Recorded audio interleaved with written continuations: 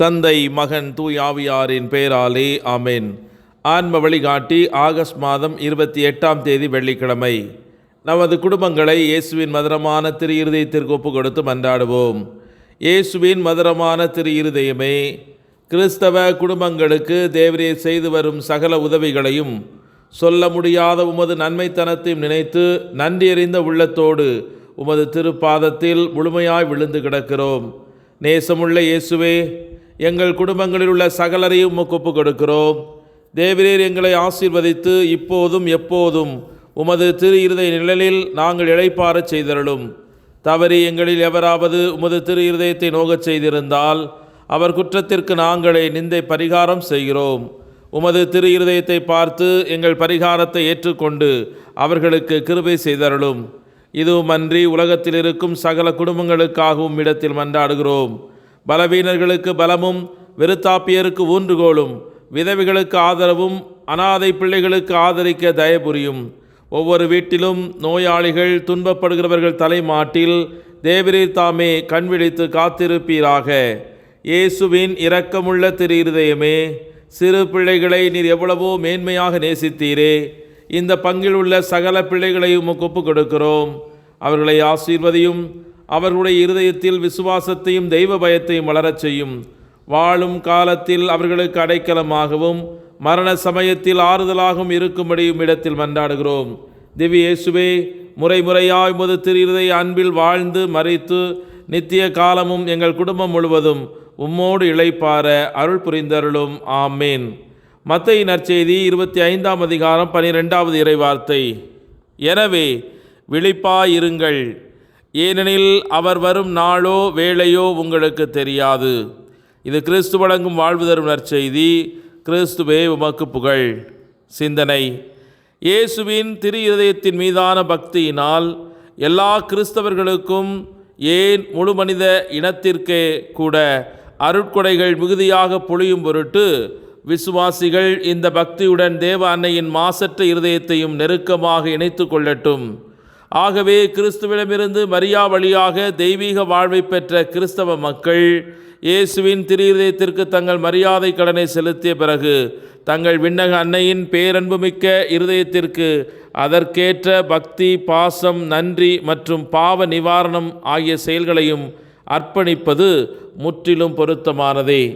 தெய்வீக பராமரிப்பின் இந்த மிகவும் இனிமையான மற்றும் ஞானமான ஏற்பாட்டிற்கு முற்றிலும் இசைவானதாக நாமே திருச்சபையும் முழு உலகத்தையும் புனித கன்னிமரியாவின் மாசற்ற இருதயத்திற்கு அர்ப்பணித்த அந்த நினைவு கூறத்தக்க அர்ப்பணச் செயல் அமைந்துள்ளது என்று திருத்தந்தை 12ஆம் பயஸ் தன்னுடைய கடிதத்திலே எழுதி வைத்திருக்கிறார்.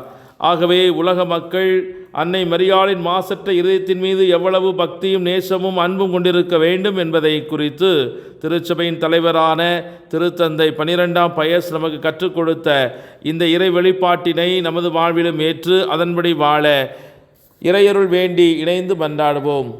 செபிப்போமாக. எங்களின் கெஞ்சும் குரலுக்கு செவி கொடுத்து பதில் கொடுக்கும் இரக்கமுள்ள தந்தையே, உம்மை நன்றியோடு போற்றி துதித்து ஆராதித்து மகிழ்கிறோம். நீர் எங்கள் மீது கொண்ட பேரன்பு எங்களுடைய பாவங்களையெல்லாம் மன்னித்தது. எங்களுடைய குறைகளெல்லாம் உமது கண்களுக்கு முன்பாக மறைத்து கொண்டது.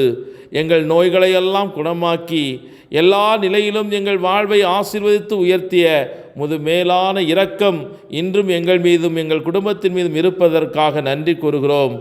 ஆண்டவரே, உமக்கு எதிராக குற்றங்கள் செய்த போதும் நீர் எங்களை வெறுக்காமல் ஆதரிக்கின்றீர்.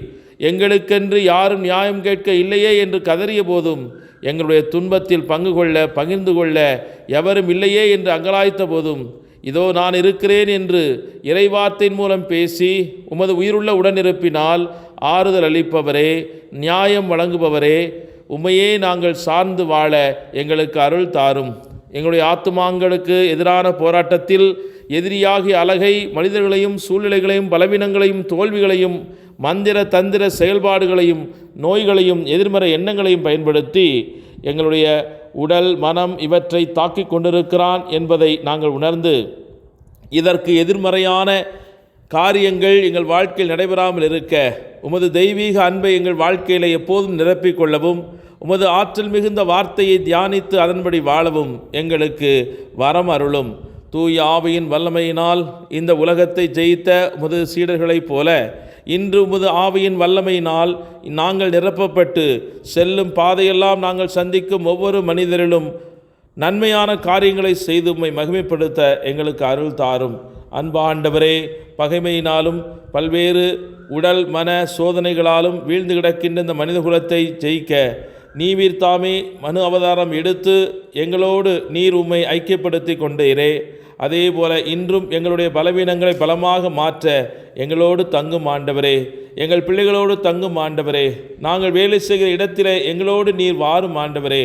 உமது தெய்வீக இரக்கத்தினால் நீர் எங்களை மன்னித்ததைப் போல நாங்களும் எங்கள் குடும்பங்களில் இருக்கிற சகல மனிதர்களையும் அவர்கள் ஏற்படுத்திய காயங்களை பெரிதுபடுத்தாமல் அவர்களை மன்னித்து ஏற்றுக்கொள்ளவும், எங்கள் உறவுகளை புதுப்பித்து கொள்ளவும், அதன் மூலம் அமைதியும் சமாதானம் எங்கள் குடும்பங்கள் நிலைத்து நிற்கவும் உமது அருள் எங்களுக்கு தர வேண்டும் என்று உப்பிடத்தில் வந்தாடுகிறோம்.